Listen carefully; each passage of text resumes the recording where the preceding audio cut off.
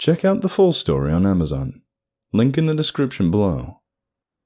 I was thinking that you knew what this was. I'm being sarcastic, I know what the thing is. I just want to know how you killed it. This thing is what we in the business call an angler. It's a deep-sea communal aquatic humanoid creature. It lives in the Twilight Zone, but some have been found deep in the Marianas Trench. They're also known to live in cave systems and underground lakes that branch far out into the land. They're usually 7 feet tall, but you can get up to almost 16 feet long. They're as fast as hell. Their favorite prey is giant squid and whales. So, how'd you kill it? Well, this changed a lot. For one, the deep one didn't live in the trench, and it didn't kill the giant squid. The anglers did. And if the deep one was 10 miles long, it couldn't have even noticed the squid. The giant squid was just another speck that swam past. Well, I said, it's pretty simple. Ben and I were down there in the submersible, and the angler attacked the ship. I put on a diving suit, grabbed the spear gun, and shot the ugly bitch straight through the chest. Then I tied the body to the submersible, and it got dragged here. That's pretty freaking weird. What is? Anglers usually don't come this close to shore. They only come this close to shore when a bigger monster's around. And except for the few lone anglers, most of them travel in packs of 1,000. And anglers don't have any apex predators. To our knowledge, at least. So whatever's scaring them must be big. And I think the giant creature that killed the Leviathan scared off the anglers. Holy. Yeah, I know. Know what? That if the anglers were this close to shore, that means their original habitat was 50 miles offshore. And that also means the giant mystery creature just passed about 50 miles out at sea. For some reason, it changed its course. It's no longer heading out to the Marianas Trench. It's now heading north. The creature's heading towards the Black Cove. My heart dropped. Well, that sucks. For a little bit of context, the Black Cove is a very large cove that lies pretty far away from our tiny town. It's very, very deep. The deepest point is about 5 miles deep. There are a lot of rumors and legends about the place. It's the talk of the town, mostly. The Black Cove is also one of the best fishing spots ever, allegedly. Fishermen have reported catching record tuna and halibut, and one man even reported catching a tuna bigger than his boat. But those are just fishermen's stories. But there's a catch to the amazing fishing spot. Reportedly, on most days, the area is extremely stormy, and dozens of fishing vessels have sunk in the Black Cove. And the Black Cove isn't just a cliché and random name, there's a reason behind it. Fishermen and sailors have reported that the water, all of a sudden, turned pitch black, as if someone dropped a giant can of black paint into the cove. And they reported that, after a minute or two, the water was back to normal, clear as day. There's another rumor about that cove. And all of those rumors, I find this one the most strange. It's rumored that there are certain creatures that call the cove home. Very strange creatures, ranging from giant black squid the size of a house to strange frog-like fish people. Around the 1980s, a sailor passing by the cove reported seeing shadows underwater, like people walking underneath the surface. Except he couldn't make out any features. So the point is, the Black Cove is pretty weird, like all things around here. And what makes that weirder is the fact that the giant phantom creature was heading straight for the cove. I was in the middle of cutting watermelons with my tactical katana when I received a call. When I looked at the caller ID, it just fucking read 476. Now before you start screaming at me how stupid I was, I know that was sketchy as hell, and probably way sketchier than that. I was always a curious guy, So instinct took over and I clicked the accept button. The first thing I heard was an evil-sounding laugh. Remember me, arsehole? Answered plainly. Nope. God damn it!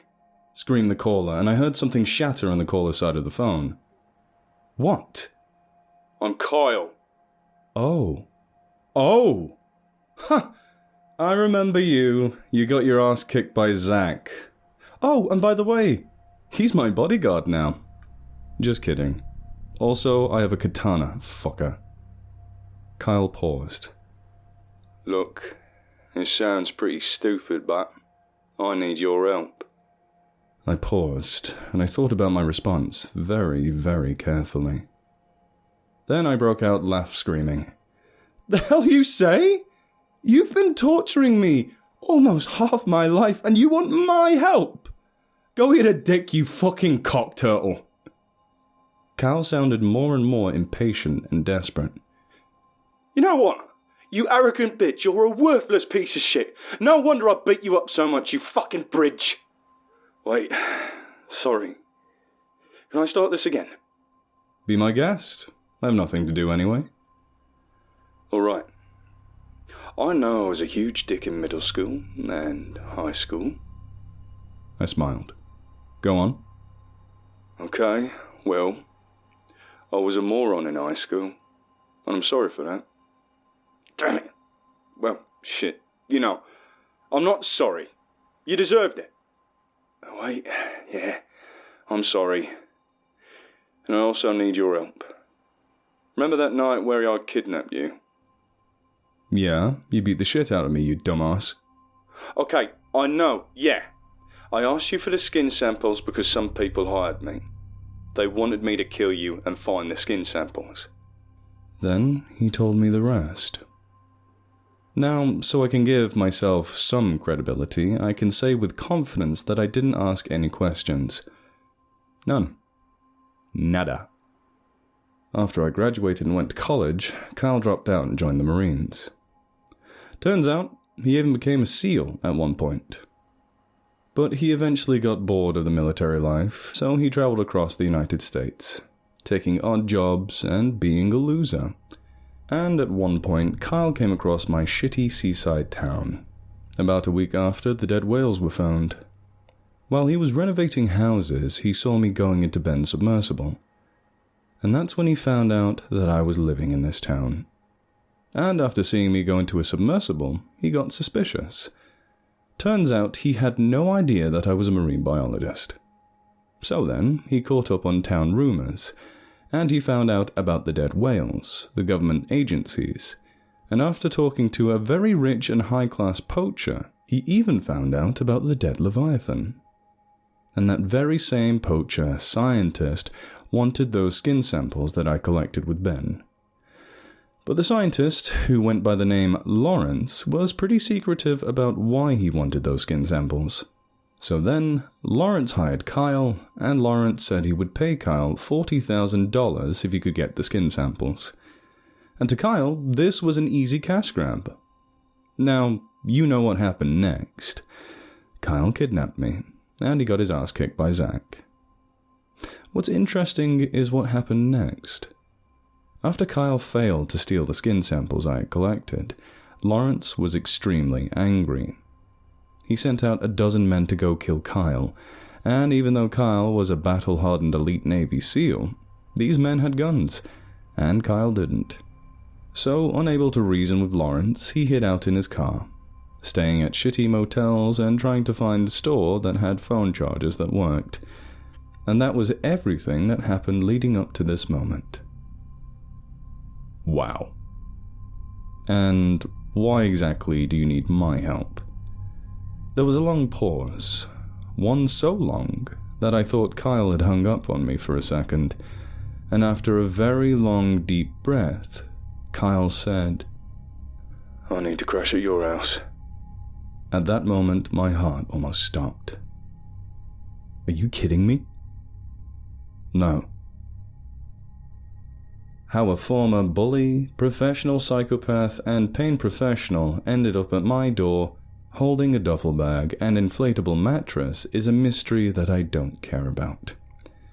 For an awkward moment, we just stared at each other. Hey. Aye. Nice house. The tension was so thick I could scoop it out with a spoon, eat it, shit it out, and repeat the process. Where do I sleep? In the guest bedroom. I gestured for him to follow me to the guest bedroom, and he did. Honestly, it was kind of annoying to check if I didn't have a steak knife stabbed into my back every 10 seconds. Here's everything. And this ain't a hotel. You can stay here for a week. 2 weeks at most. Then you get back to your gangster hunt or whatever. Thanks a lot. And again, sorry for bullying you in high school. Okay. And if you're going to be my new roommate, just please don't kidnap me again.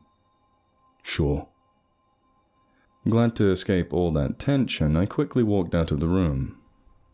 You may be wondering why I have such a big house for just one person. That's a great question. I don't know.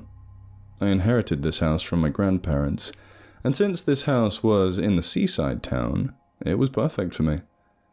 My older brother Michael was offered the house, but he reasonably declined. The house might sound like a creepy old mansion, but it's not. Just like any other modern, classic American home. And that's just the way I like it. A week later, something changed my life. It happened when Zach knocked at my door. I'll get it, Kyle said, getting up from the couch where I'd been watching TV. Okay, dude. At this point, I had grown accustomed to my former bully's presence. When he wasn't twisting my arm to the point it would break, Kyle was somewhat of a nice guy. He mostly played on his Nintendo DS and watched TV, and the only real problems came from when he drank too much of his angry apple juice.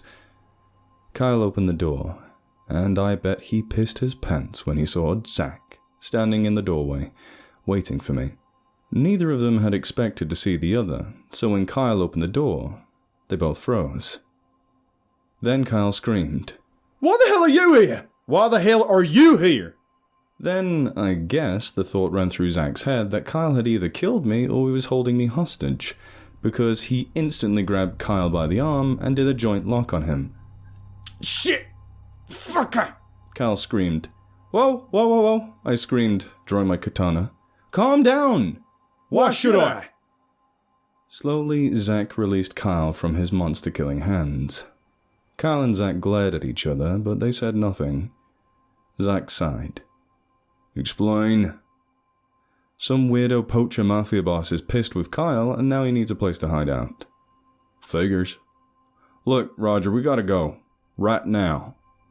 My heart almost stopped. "What?" "Get your stuff, and call that weird little submersible driver you always hang out with." "Ben?" "Yeah, he needs to come with us." "Where are we going?"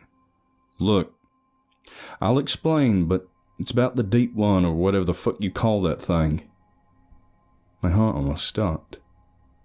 "But what about Kyle?" "What about him?" "I can't just leave him here. He'll eat all the food and turn this place into a trash can." "Yeah, I totally will." Zach sighed again. "Well, damn it. I know I'll regret saying this, but I guess there's no harm in taking him with us." "I'll go pack up. I was bored as shit anyway." "Hey, Kyle." "Yeah? You're coming with us." "Nice, bitch."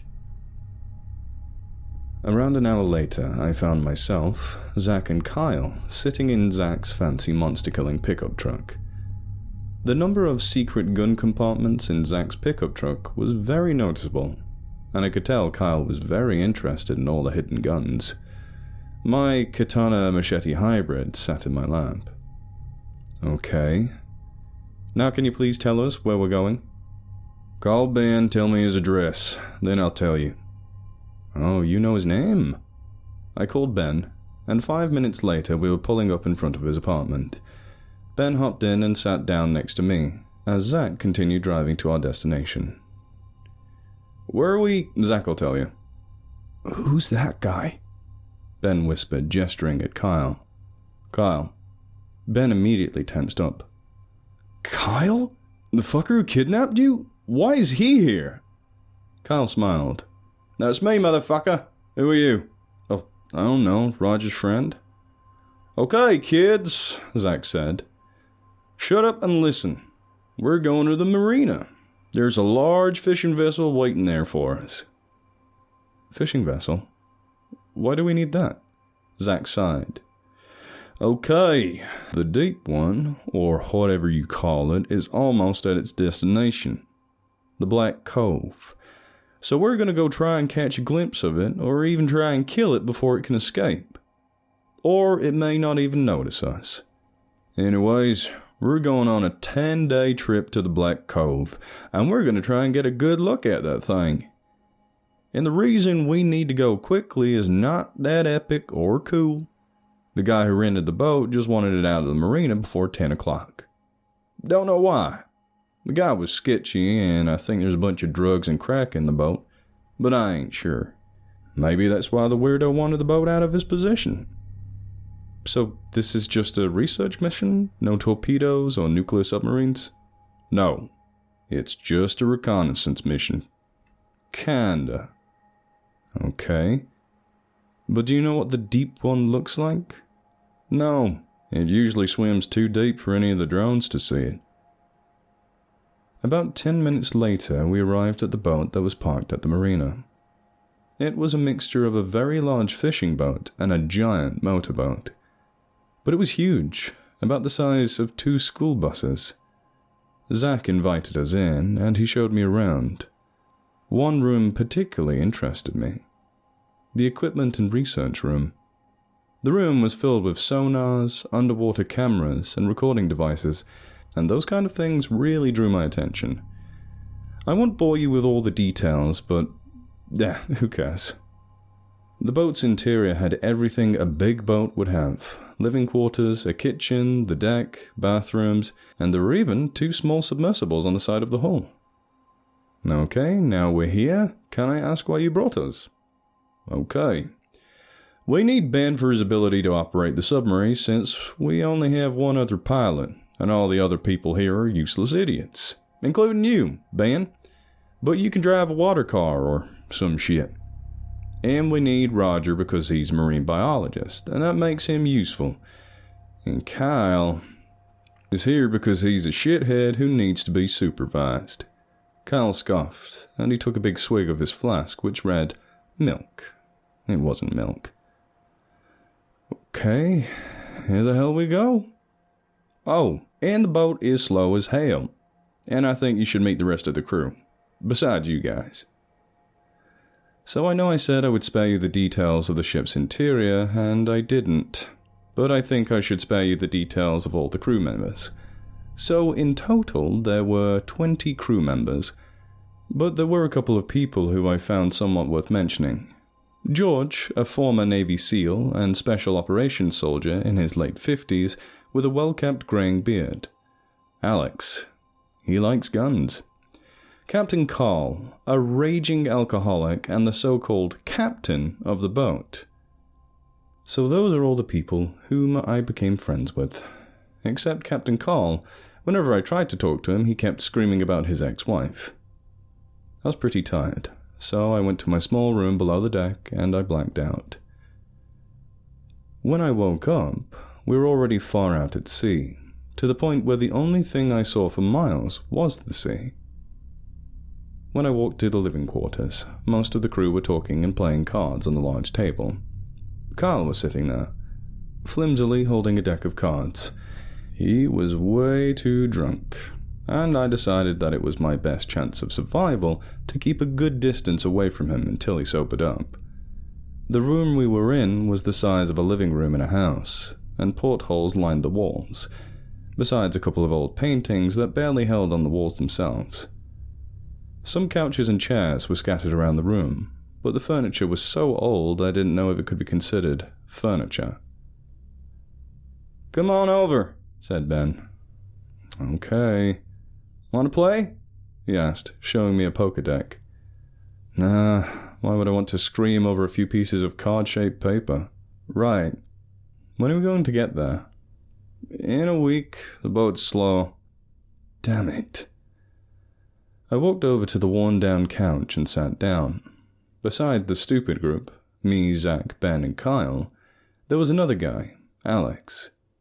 I decided to try my luck at striking up a conversation with Alex, a Russian guy with light brown hair and a grin who was cleaning a giant elephant rifle in his lap. "Oh, what you doing?" "Cleaning my .50 cal single shot.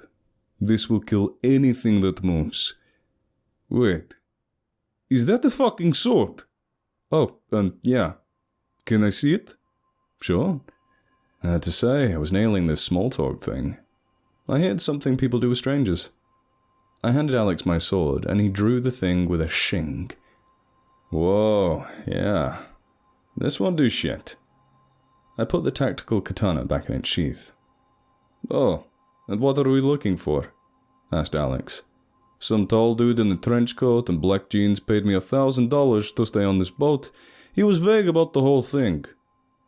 Some tall dude in a trench coat and jeans is Zach.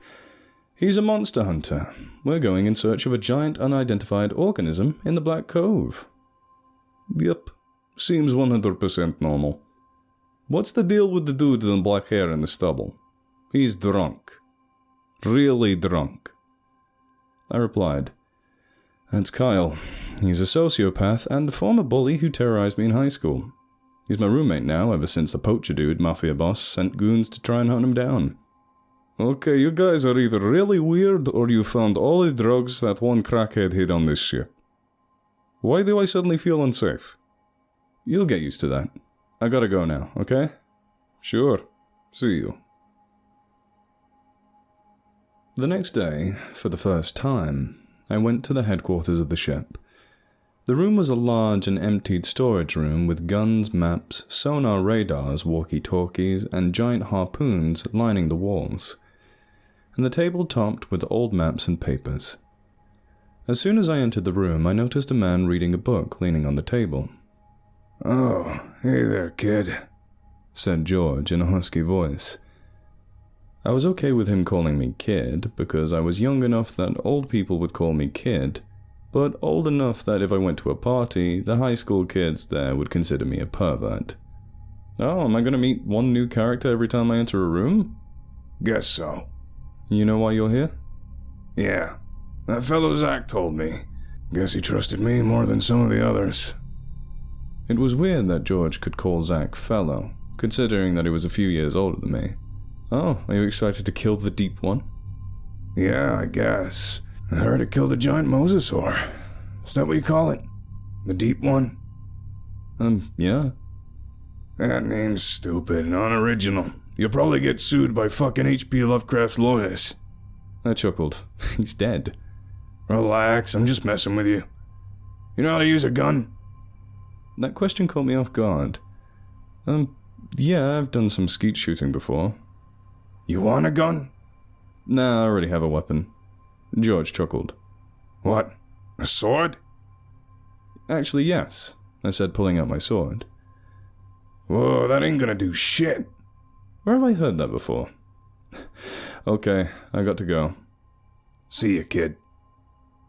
I walked back above deck to the bow of the ship. I had to admit, the view and the clouds were amazing, but the dull blue water did get a little boring after a while. Turns out, this ship was even slower than I'd expected, but for the loss of speed, it made up with size. The ship was massive, almost as big as a large commercial fishing boat. The boat was, let me say again, massive. According to Captain Carl, we were 60 nautical miles offshore, heading to the Black Cove alongside the coastline. Now, the Black Cove wasn't just a place you could get to using a kayak or a rowboat. The Black Cove is located in an extremely remote area, tucked right beside a very, very deep trench that was about 3 miles deep, so it was very hard to get to the cove. That was the reason why the cove was so feared. No one could disprove the rumors, because of the very little number of people who entered the cove itself. When I had first moved into town, at the age of 21, the first rumor I heard was of the cove. An entire cargo ship had mysteriously vanished in the Black Cove. When a recovery team was sent, The only thing they found was a couple of pieces of metal with huge bite marks on them. About 2 hours later, I heard Zach and Carl calling us up onto the upper decks, onto the main deck. Almost everyone was on deck, murmuring and gawking at something. It was a deep mist. Lots of people. It was so thick that we could only see a couple of meters out into the ocean, but for some reason, the mist didn't come near the boat. It was as if there was an invisible circle around it, protecting us from the mist. But the mist wasn't what everyone was looking at. Our ship kept passing by boats, big ones. Some were fishing vessels and others were cargo ships and sailboats. But they were all broken, destroyed. They barely kept afloat, and some were partially submerged. The boats were old and giant holes dotted the sides of the massive vessels.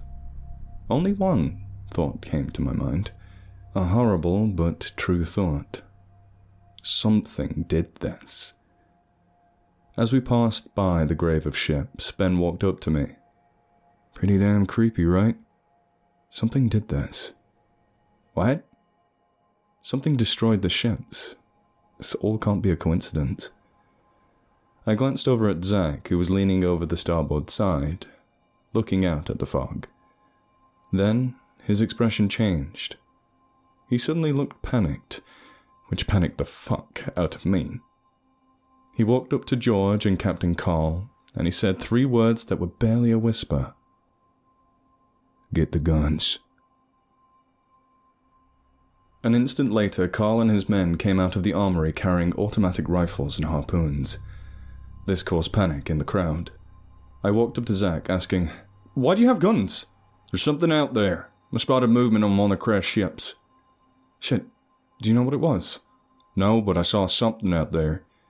Here, take my pistol. I already have a shotgun. Zach handed me a very large and heavy pistol. No thanks, I have my sword. I pointed to the sword I always kept on my belt, being the biggest dumbass on the deck. You better take it. We might be dealing with something bigger here. I stuffed the huge pistol into my pocket. Carl was handing out the guns and shouting orders, as the crowd of crew members began an uproar. What's going on? What's happening here? Why are you handing out guns? Are we gonna die? I saw Kyle walk up to some of the panicking and demanding people, and he smiled, then said, Oh yeah, the captain will address your problems shortly, but in the meantime, shut the fuck up! Then we heard a screech about 100 meters away from us. I instantly tightened my grip on my sword. Get in a defensive formation, Zach ordered. Everyone made a tight circle, one man facing every side of the ship. Hey, can I have a gun too? Fine, asshole, Zach said, handing Kyle an M16 rifle. I glanced around and looked at some of the people who were holding weapons. Zach held his enormous shotgun, while Alex had his enormous elephant rifle propped up on a wooden box, aimed at the fog. George held a pistol and a bowie knife. One of the other marine cryptid hunters held a crossbow. I held my long and trusty sword. Honestly, I felt very underarmed. While the other crew members and monster hunters held giant rifles, knives, machine guns, snipers, and harpoon rifles, I held a katana because I was a total pussy. If something bigger than a Wendigo attacked, I was screwed. So for more effect, I put on gloves, and I doused gasoline on the blade of my sword. Hell yeah, I had a fire katana. We all stayed silent, holding our weapons and waiting for something to happen. Then a loud, penis-chilling screech erupted in the air. Something was out there. From where I stood, I see something huge move around the ship, about 50 meters away from us. Over there, I said. Zach pointed his tactical shotgun at the boat. Without warning, a large, half-humanoid creature leaped onto the ship, screeching its lungs out. Over there! I screamed. Instantly, it was reduced to shreds and pieces by our weapons. I did feel pretty powerful when I sliced the creature's arm off when it swiped at me. I instantly recognized the creature. Its lower body that consisted of tentacles hanged limply. It was an angler. Well, shit.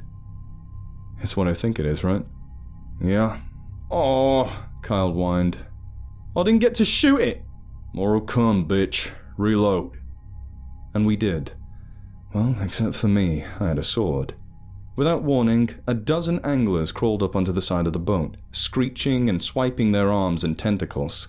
Kyle cackled with delight, shooting several anglers and kicking them into the water. He ran around, shooting his gun and achieving his ultimate goal of killing stuff. An angler's tentacle grabbed my throat and I sliced it off, facing the creature. This one was a big motherfucker. Standing at 12 feet tall, it glared at me with its non-existent eyes and screeched.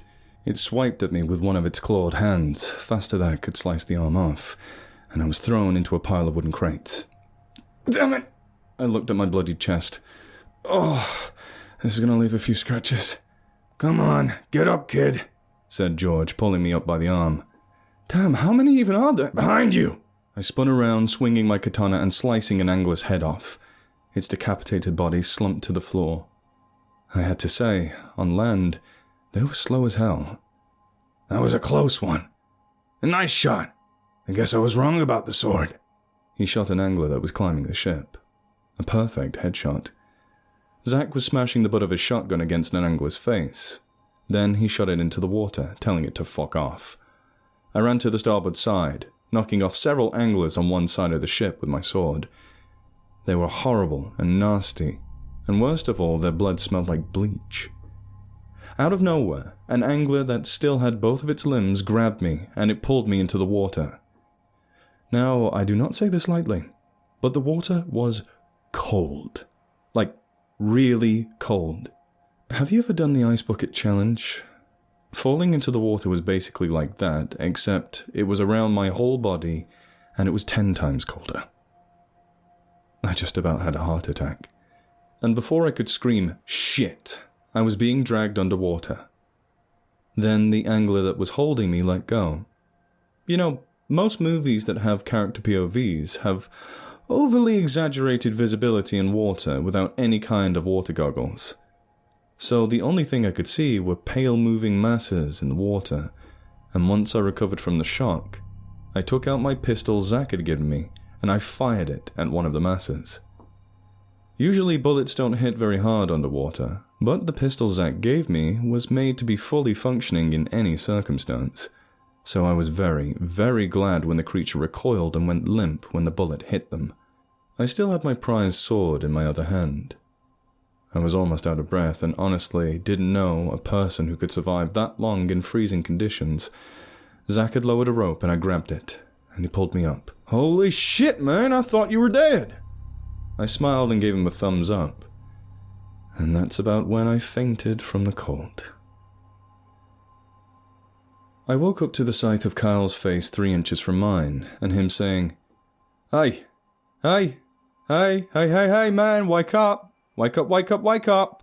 He slapped me in the face several times. "Stop it," Ben said. Zach laughed. "Oh look, he's awake." "Yeah, I am." "Oh shit, what happened after I fainted?" Zach walked into the room where I was lying on a small bed. "After we pulled you up, you fainted from the cold and exhaustion, so I dragged your lazy ass here. We fended off the anglers, and I guess we killed most of them because they all retreated. I think we were in their territory. We lost a couple guys because the anglers dragged them off. But don't worry, you don't know those people and they're not canonically important.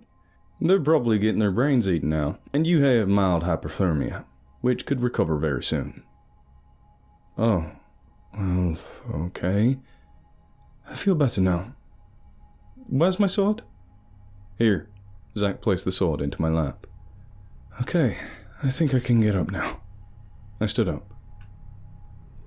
A couple of days later, maybe 4 days until we arrived at the Black Cove, I was out at the starboard deck looking around and being generally bored, and when Carl had offered to let me shoot beer bottles with pistols in the lower deck, I ended up with a piece of glass stuck into my arm, and I almost bled out.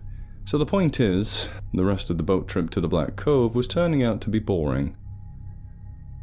4 days later, we had finally reached it, and let me say, the cove lived up to its name. The enormous and deep cove was surrounded by jagged and rocky cliffs. The only shallow parts were located very close to the rock wall. Despite its name, the cove's waters weren't inky black. It was clear as day. But when we went into deeper areas, the water became murky and dark, making it truly terrifying. We anchored the boat about a few nautical miles within the Black Cove, beside a large rock wall, and we prepared to do what we came here to do. And told by Zach, here's the plan in its entirety. Okay, here's the plan. According to our radar readings, the Deep One is still 100 miles away from the Black Cove. But since the giant creature is probably 2 to 11 miles long, it should cover that distance in about 3 days. And keep in mind that we don't know why it's come here. Before it comes here, though, we're going to send out submersibles and get a good look at the area. Then we're going to lower the Deep One into a specific part of the cove using reverse hydrophones. And then we're going to bomb it with a very, very powerful non-nuclear marine bomb we brought with us. What? You never told us about bombs. That's right, I never did. Ha! Bitch, I tricked you. Okay, so after we kill it, we're going to use the remains to find out what the creature is and where it came from. That sounds convincing enough. Not. We're probably all going to die anyway. And for some reason, the entire room broke into a cheer. Operation Leviathan, Day 1. This was the day we were all going to scout the area using submersibles, and of course Ben was very, very excited. After all, this was what he came here to do. Drive submersibles. Since there were 2 submersibles, there had to be 2 pilots. The other submarine pilot was George. Turns out, he did a few submersible control exercises in the US Navy, and obviously I was chosen to go aboard, since I was the only one who could tell what a fish was. So an hour later, I was boarding a submersible with Ben and Kyle. And since no one else wanted to go, reasonable, Kyle wanted to come because he thought it would be very fun. Kyle drunkenly yelled, slumping down in his seat. Ken sighed. You're drunk, right? Hell yeah! Kyle slammed the dashboard, making me jump. I sighed too. Okay, let's go. The submarine detached from the enormous ship, and we descended into the murky depths. Besides a couple of very large lancelet fish, and some very unusual Humboldt squid, there wasn't many animals in the area. We descended further, and discovered something really weird. Let's get straight to it. It was a whale. A dead whale, lying in the middle of the floor. Ben shone the lights on it. I don't know what species of whale it was, but it was indeed a whale. It lay there, lifeless. Judging from the state of decomposition, it had died fairly recently. The skeleton was very badly damaged, and judging from the marks on its skin, it had not died due to natural causes. So the only conclusion was that someone had killed it. Wow, I said. Ever see anything like that? Ben asked. Yep, your mum. Except she was way bigger than this whale. No, your mum was so fat she discovered diabetes type 4. Let's move on. About an hour later, Ben radioed the other submersible, which was following our submersible a couple of dozen meters away. Zach, George, and Alex were in the other one, and I called the group the Gunnies. You could probably guess why. But Ben radioed the Gunnies because we discovered something impossible. We discovered a temple, 3 miles underwater. It was located in a very, very large crater. But it wasn't any ordinary temple. It was massive. If I had to guess, it was 4,000 meters long and 5,000 meters tall. It had the vague appearance of an ancient Roman temple. Towering and crumbling pedestals supported the ancient building. The cover of the structure was grey, but even that dull color was faded, and algae and other debris covered the structure. What appeared to be a rectangular altar was covered in very strange hieroglyphics, and it was situated in front of the massive building. Half of the building was covered in hieroglyphics, all faded and discolored. I was about to say something, but Kyle cut me off. Whoa. That's some weird shit. You're goddamn right.